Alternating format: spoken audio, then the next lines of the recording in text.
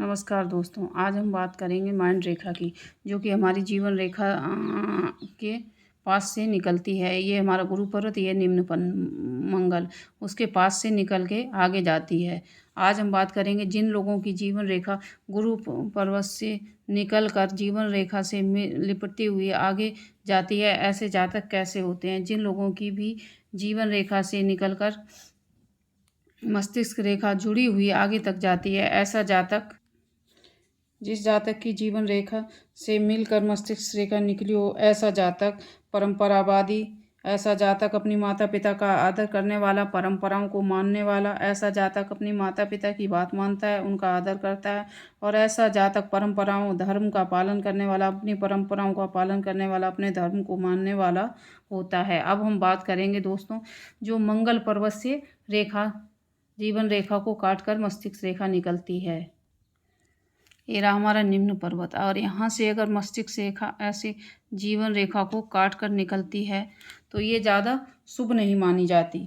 जिसकी भी मंगल रेखा निम्न पर्वत से जीवन रेखा को काट कर निकलती है, ऐसी जीवन रेखा को काट कर जो भी मस्तिष्क रेखा हमारी ऐसे जीवन रेखा को काट कर मंगल पर्वत से निकल कर आगे बढ़ती है, ऐसी रेखा को ज़्यादा शुभ नहीं माना जाता है। इस प्रकार का की माइंड रेखा उतनी शुभ नहीं मानी जाती। मंगल के प्रभाव के स्वरूप ऐसा जातक स्वभाव चिंताओं में डूबा हुआ, एक विचार पर दृढ़ नहीं रहने वाला, किसी के काम में ज़्यादा मन नहीं लगता, गुस्सा आने वाला, छोटी छोटी बातों पर अपने नज़दीकी लोगों से झगड़ा करने वाला होता है। अब हम बात करेंगे गुरु पर्वत से निकलने वाली जीवन रेखा की।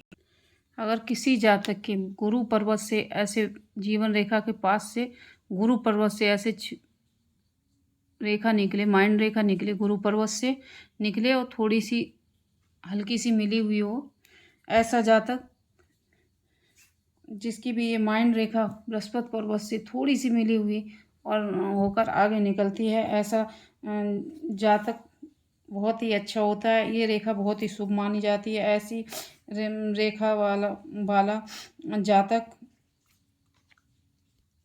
बृहस्पति पर्वत से ये जीवन रेखा से छूती हुई माइंड रेखा जिसकी भी जाकर आगे अलग हो जाती है, ऐसा जातक सर्वोत्तम होता है।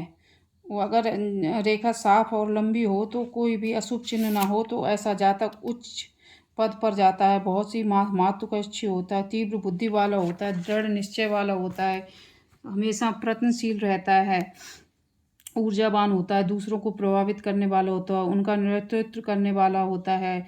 और ऐसा जातक साहसी, प्रबंधक, कौशल, निर्णयों में न्याय का पक्ष लेता है।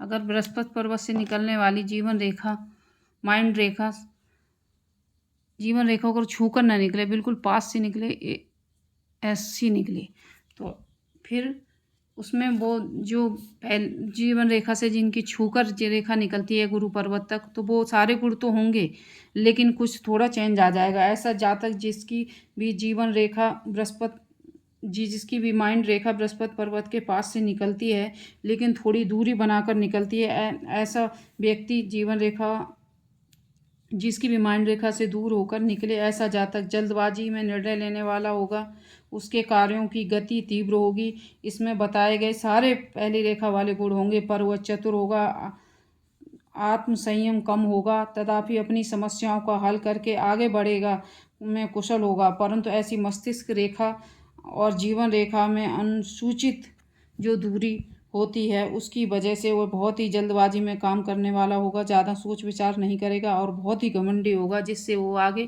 जल्दबाजी में ज़्यादा काम करेगा तो किसी खतरे में भी पड़ सकता है। दोस्तों, अब हम बात करेंगे जिसकी भी माइंड रेखा और जीवन रेखा में ज़्यादा दूरी होती है, बहुत लोगों की आपने देखा होगा, ये रही हमारी जीवन रेखा, इतनी दूर से जिसकी भी माइंड रेखा निकलती है, ऐसे जातकों का ज़्यादातर देखा गया है। कई बार गुरु पर्वत ही छोटा हो जाता है या गायब हो जाता है, या चंद्र पर्वत में कहीं गड्ढा भी पाया जाता है। ऐसे लोगों को स्वभाव हम बताते हैं कैसा होता है।